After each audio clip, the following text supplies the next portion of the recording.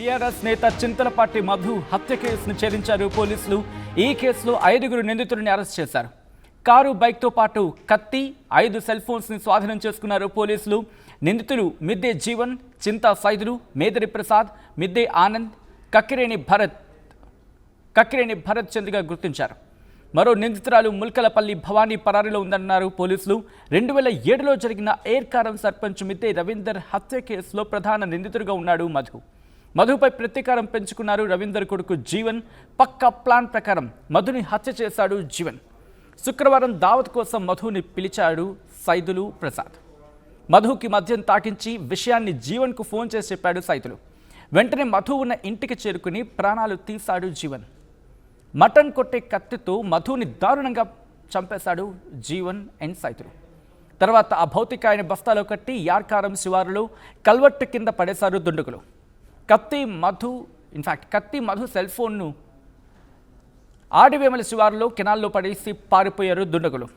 ఈ కథనం మిమ్మల్ని కాస్త కలవరపరచొచ్చు. అయితే మిమ్మల్ని కలవరపాటుకు గురి చేయడం ఆర్టీవీ ఉద్దేశం కాదు, కానీ ఇటువంటి కథనాలను చూసినప్పుడు కాస్త కలవరపాటుకు గురి అవకాశం ఉంటుంది. కాబట్టి దీనికి సంబంధించి తగిన జాగ్రత్తలు తీసుకోవాలని ఆర్టీవీ సూచించడం జరుగుతోంది. This is disturbing content. Video discussion is highly advised. ఇదే అంశం మీద పోలీసులు రియాక్ట్ అయ్యారు. పోలీసులు ఏమంటున్నారో చూద్దాం. మన సూర్యాపేట జిల్లా సూర్యాపేట రూరల్ సర్కిల్ పరిధిలో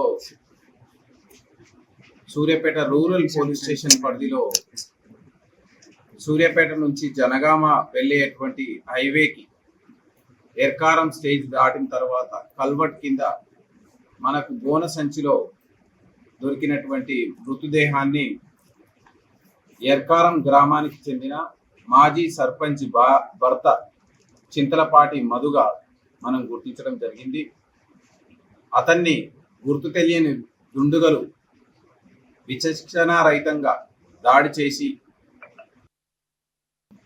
గోన సంచిలో కుక్కి ఎవరికి అనుమానం కలగకుండా ఎవిడెన్స్ని ఎక్కడ దొరకకుండా ఎర్కారం స్టేజ్ పక్కన కలిగినటువంటి కల్వర్ట్ దగ్గర వేయడం జరిగింది. దీన్ని మనం పోలీస్ డిపార్ట్మెంట్ చాలా ప్రతిష్టాత్మకంగా తీసుకొని ఇన్వెస్టిగేట్ చేస్తే ఇతను మృతుడు చింతలపాటి మధు, 44 సంవత్సరాల వయసు, ఎర్కారం విలేజ్. వీరి భార్య గతంలో ఎర్కారం విలేజ్ సర్పంచ్గా పనిచేసి ఉన్నారు. ఇతన్ని చంపినటువంటి ప్రదేశాన్ని పోలీస్ టెక్నికల్ ఎవిడెన్స్ ద్వారా మనం గుర్తించడం జరిగింది. మనకు సూర్యాపేట టౌన్లో సద్దల చెరువు కట్ట కింద ఏరియాలో మనకు జానయ్య ఇంటిలో అద్దెకి ఉంటున్నటువంటి చింతా సైదులు రూమ్లో ఈ హత్య జరిగినట్టు మనం గుర్తించడం జరిగింది.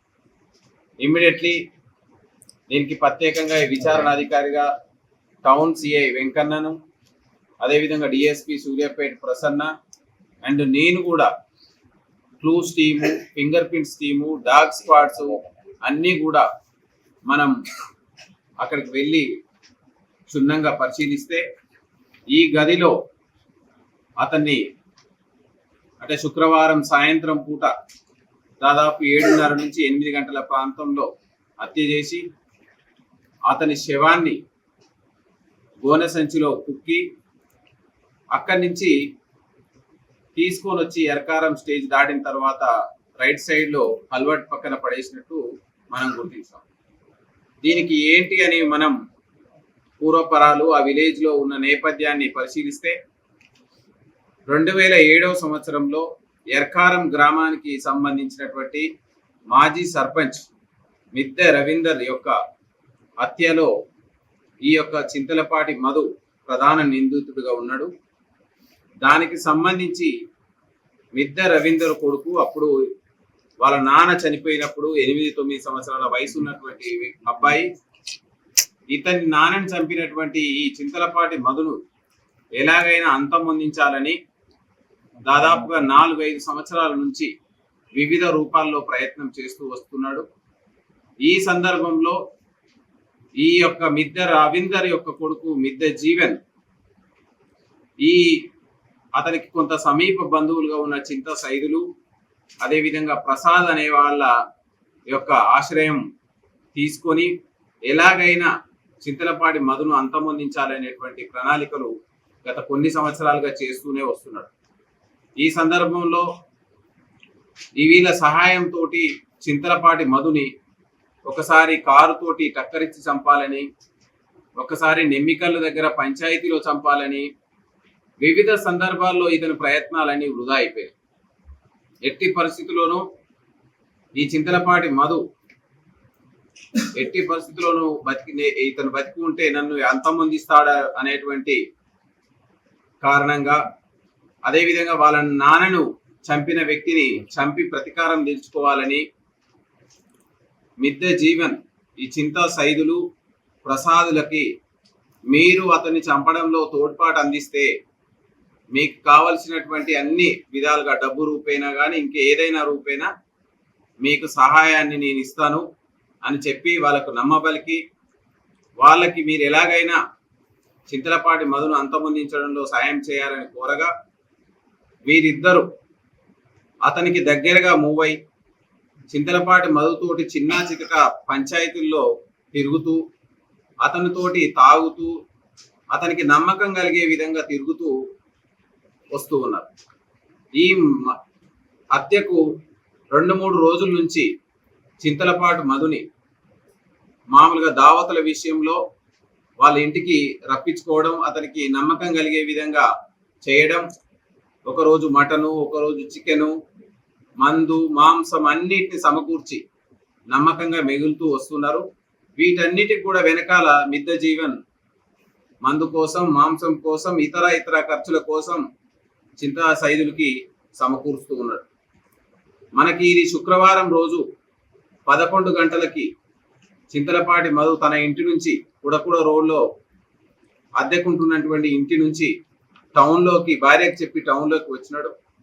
వచ్చిన తర్వాత ఈ చింతా సైదులు ప్రసాద్ ఇద్దరు ఈ మిద్దె జీవన్తో కలిసి ఈ రోజు ఎలాగైనా ఇతన్ని అంతమొందించాలి అనేటువంటి ప్లాన్లో భాగంగా ఆ రోజు చేపల కూర ఇంట్లో వండించడం, మంచిగా మందు తెప్పియడం, ఇవన్నీ తెప్పించిన విషయాన్ని చింతలపాటి మధుకి చెప్పడం, అతను 2 గంటల ప్రాంతంలో ఆ రూమ్కి రావడం, ఆ 2 గంటల ప్రాంతం నుంచి దాదాపుగా 7-7:30 గంటల వరకు తాగుతూనే మద్యం మత్తులో పూర్తిగా దిగేటట్టు ఇతరు ప్రణాళిక ప్రకారం వీళ్ళు చేసుకోవడం జరిగింది. ఈ విషయాన్ని టైం టు టైం చింతా సైదులు, ప్రసాద్ ఇద్దరు కలిసి ప్రధానమైనటువంటి నిందితుడు మిద్దె జీవన్కి తెలియజేస్తూనే ఉన్నారు. మిద్దె జీవన్ అదే ఊరికి చెందినటువంటి ఎర్కారం చెందిన మిద్దె ఆనందుని సహాయం తీసుకొని అనువైన సమయం కోసం మన ఏరియా హాస్పిటల్ పక్కన వెయిట్ చేస్తూ ఉన్నాడు. 7:30 గంటల ప్రాంతంలో ఆనందు మరియు మిద్దె జీవన్ తనకు సంబంధించినటువంటి I-10 కారులో కొంత దూరంలో ఆపి నడుచుకుంటూ వచ్చి ఒకసారి వెరిఫై చేసుకొని ఉన్నాడా లేడా అని చూసుకున్న తర్వాత తదుపరి చింతా సైదులు మిద్దె జీవన్ని లోపలికి పిలిపించడం, మొదట ఈ యొక్క మత్తులో ఉండి టీవీ చూస్తున్నటువంటి చింతలపాటి మధు ఆ చీకట్లో ఆ రూమ్లో టీవీ చూస్తూ మిగతా లైట్లు ఆర్పేసి ఉన్నాయి. ఆ టీవీ లైట్లో ఈ నేరస్తులు అతన్ని గుర్తుపట్టడం, ఏకాఏకిన చింతా సైదులు దెబ్బ వేయగానే వీళ్ళు ముందుగానే తెచ్చుకున్నటువంటి మటన్ కొట్టే కత్తితోటి దెబ్బ వేయగానే అదే కత్తిని తీసుకొని మిద్దె జీవన్ తన యొక్క కసినంతా తీరేటట్టు, వాళ్ళ నాన్నని చంపినటువంటి పగని తీర్చుకునేటట్టు అతను విచక్షణారహితంగా ముఖం పైన, భుజం పైన దాడి చేయడం, ఇవన్నీ అతి కొద్ది క్షణాల్లోనే జరిగిపోవడం జరిగింది. ఈ యొక్క దాడిలో తీవ్రంగా గాయపడి అక్కడికే చింతలపాటి మధు చనిపోవడం జరిగింది. ఆ తరువాత ఈ యొక్క రూమ్లో ఉన్నటువంటి మిద్దె జీవన్, చింతా సైదులు, అదేవిధంగా ప్రసాదు, ఆనందు అక్కడ ఉన్నటువంటి ముందుగానే తెచ్చుకున్నటువంటి గోనె సంచుల్లో ఒక దాంట్లో వేస్తే రక్తం గారుతుందని ఒకదాని మీద ఒకటి 3 సంచుల్లో కుక్కి అతన్ని లేపడానికి ఆ పక్కనే ఉన్నటువంటి భరత్ అనేటువంటి ఒక వ్యక్తి అబ్బాయి సహాయం తీసుకోవడం జరిగింది. వాళ్ళ సహాయంతో కారులో ఎక్కించుకున్న తర్వాత ఈ అబ్బాయికి చింత సైదులు, ఎందుకంటే ఇంటి పక్కనే ఉంటాడు ఈ అబ్బాయి, భరత్ అనే అబ్బాయి, ఇదంతా తూడ్చు, ఈ రక్తం ఇక్కడ పడ్డదంతా తూడ్చేసేయి, మీకు కావాల్సిన డబ్బులు ఇస్తానని చెప్పి అతను చెప్పడం జరిగింది. కానీ ఆ రూమ్ లో పూల్ ఆఫ్ బ్లడ్ ఉండడం వల్ల అది సాధ్యం కాలేదు. ఆ తర్వాత కారులో ఈ యొక్క మూట సంచి, శవాన్ ఉన్నటువంటి సంచిని వేసుకున్న తర్వాత జీవన్ స్వయంగా నడుపుకుంటూ న్యూ బస్ స్టాండ్ నుంచి అంజనాపురి చౌరస్తా మీదుగా మనకు జనగాం రోడ్డుకి ఎక్కి ఆ జనగాం రోడ్డుకి ఒంటరిగానే వెళ్తూ ఉన్న క్రమంలో ఈ యొక్క ఆనంద్ ఈ యొక్క మృతుడి యొక్క చిత్తలపాటి సైదుల యొక్క బైక్ ని తీసుకొని బాలెంల స్టేజ్ దగ్గర, బాలెంలకు కొంచెం దూరంలో వెంచర్ దగ్గర ఆపి ఈ యొక్క ఆయన వాళ్ళ బట్టలు అక్కడ విడిచేసి తర్వాత అదే కారులో కొంత ముందుకు పోతున్న క్రమంలో వీళ్ళు యాక్చువల్లీ మొదలుగా ఊర్లోనే వాళ్ళ నాన్నని చంపిన దగ్గరనే వేదామనుకున్నారు. కానీ అప్పటికి కొంతమంది మూమెంట్ చూసి భయపడి ఆ రోడ్డు పక్కన ఉన్న కల్వర్ట్ కింద పడేసి వాళ్ళు అక్కడి నుంచి పారిపోవడం జరిగింది. అదేవిధంగా ఈ ప్రసాద్, చింతా సైదులు వాళ్ళిద్దరి బైక్ మీద మృతుని చంపడానికి ఉపయోగించిన కత్తిని, మృతుని యొక్క ఫోన్ని తీసుకొని వాళ్ళు ముందుకెళ్తూ కత్తిని కొంత దూరంలో వెళ్ళిన తర్వాత అక్కడ ఉన్నటువంటి కెనాల్లో పడేయడం జరిగింది.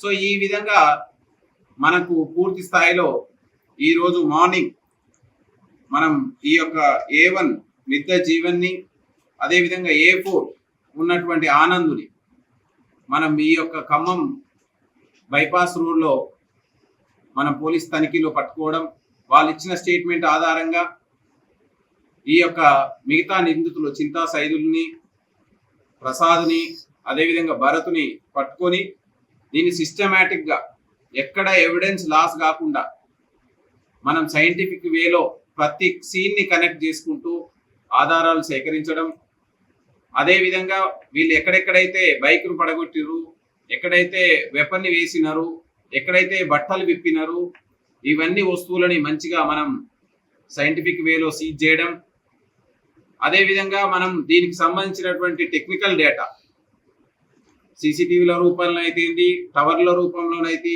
మనం క్షుణ్ణంగా కలెక్ట్ చేసుకోవడం, మంచిగా పంచుల సమక్షంలో శాస్త్రీయంగా మనం పరిశోధన చేసి ఈ నేరంలో పాత కక్షలైతేమి, అదేవిధంగా తండ్రిని చంపినటువంటి పగలు తీర్చుకోవడానికి మిద్ద జీవన్కి సహాయం చేసినటువంటి అందరికీ ఖచ్చితమైన తీవ్రమైనటువంటి శిక్షలు వచ్చే విధంగా ఇన్వెస్టిగేషన్ ని క్లోజ్ గా మానిటర్ చేయడం జరుగుతుంది.